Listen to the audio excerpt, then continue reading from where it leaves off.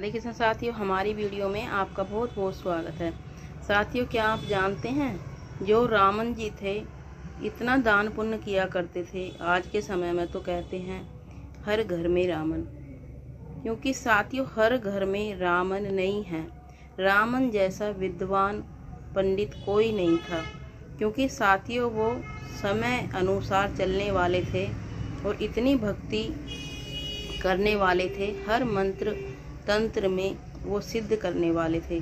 चलिए आपको बताते हैं पितृ जो दोष होता है, पितृ दोष के कारण आपके घर में जितनी नकारात्मक बढ़ जाती है वो आपको कौन से उपाय करने हैं। तो आपको करना क्या है साथियों, आपको पितृ दोष के कारण जो आपको समस्या आती है बार बार, उनसे आपको कैसे बचना है। पितृ दोष के कारण आपको कैसे बचना है, तो आपको करना क्या है साथियों, आपको पहले नंबर पर आता है आपको मछलियों को पितृ दोष में अवश्य जिमाना चाहिए। इससे आपके जो पैसे की तंगी होती है, कभी भी आपको पैसे की तंगी नहीं होती है। दूसरे नंबर पर आता है चींटियाँ। अगर आपको चींटियों को भोजन खिलाते हैं तो आपका जो पिछले जन्म का ऋण होता है, क्योंकि साथियों ऐसा होता है कि आपका जो पिछले जन्म का कर्ज होता है, यानी कि आप किसी का पैसा नहीं चुका पाए हैं पिछले जन्म में नियत के कारण या कोई तंगी के कारण, तो आप कर्ज नहीं उतार पाए हैं। कई बार ऐसा होता है साथियों, नियत के कारण भी पैसा होता है, हमारी नियत कम होती है, तो इस वजह से भी हम किसी का कर्ज नहीं देते हैं।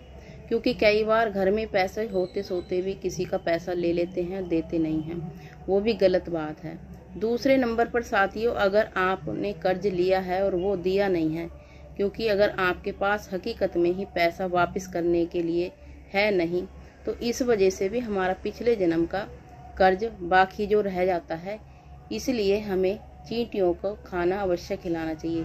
जैसे कि बताते हैं, आटा भूनकर, घी में आटा भूनकर उसमें थोड़ी सी शक्कर मिलाकर चींटियों को आपको पितृपक्ष में अवश्य जिमाना चाहिए।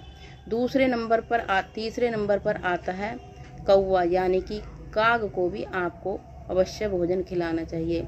आपको पूरी बनाकर, एक पूरी अवश्य या पराठा बनाकर आपको कौवे को रोज पितृपक्ष में अवश्य देना चाहिए। इससे आपके पितृपक्ष जो होता है, जो दोष होता है, जो आपके घर में दोष लगा हुआ है, यानी कि पितरों का दोष है, पितृ ऋण है आपका, तो वो आपको छुटकारा मिल जाता है उससे। जिस घर में पितृ ऋण होता है, पितृ दोष होता है, वो घर कभी भी तरक्की नहीं कर पाता है। तो आपको इससे आप छूट सकते हैं, छुटकारा मिल जाएगा आपको।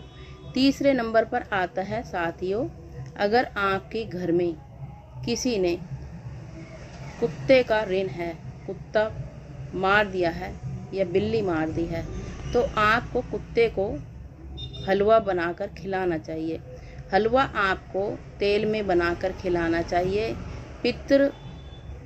जो पितृ पक्ष होते हैं, आपको कुत्ते को डेली ही हलवा बनाकर खिलाना चाहिए, गुड़ का और तेल का। वो हलवा बनाने के बाद आपको पूरे घर में घुमाएं। जो आपके घर में दोष है, नकारात्मक है, वो दूर हो जाती है साथियों।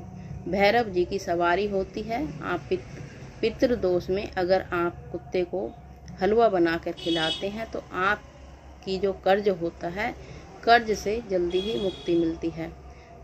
चौथे नंबर पर आता है साथियों, अगर आप गौ माता को पितृपक्ष में एक लड्डू अगर आप डेली खिलाते हैं, पीले कलर का बूंदी वाला, तो आपके घर में मांगलिक कार्य अवश्य होते हैं।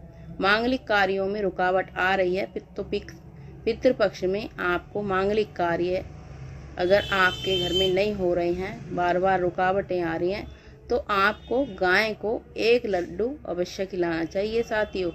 क्योंकि इससे आपके घर में मांगलिक कार्य होने लगते हैं। सिंदूर का टीका लगाएं गौ माता को और एक लड्डू अवश्य खिलाएं। आपके घर में मांगलिक कार्य अवश्य होते हैं। जो दूर दूर तक रुकावटें आ रही हैं वो दूर होती हैं। तो साथियों ये हैं आपके आज के उपाय। तो आप अगर करते हैं ये उपाय तो आपको अधिक से अधिक लाभ होता है। तो देर न लगाएं, पितृपक्ष चल रहे हैं तो आपको शुरुआत कर देनी चाहिए। नए नए उपाय आपके साथ हमेशा हम बने रहेंगे। हर वीडियो में नए उपाय आएंगे, वीडियो देखना ना भूलें। वीडियो अवश्य देखें। वीडियो को विराम देते हैं। राधे कृष्णा। सुखी रहें, सही रहें। अगर आपको कुछ पूछना चाहते हैं तो अवश्य पूछें। वीडियो को विराम देते हैं।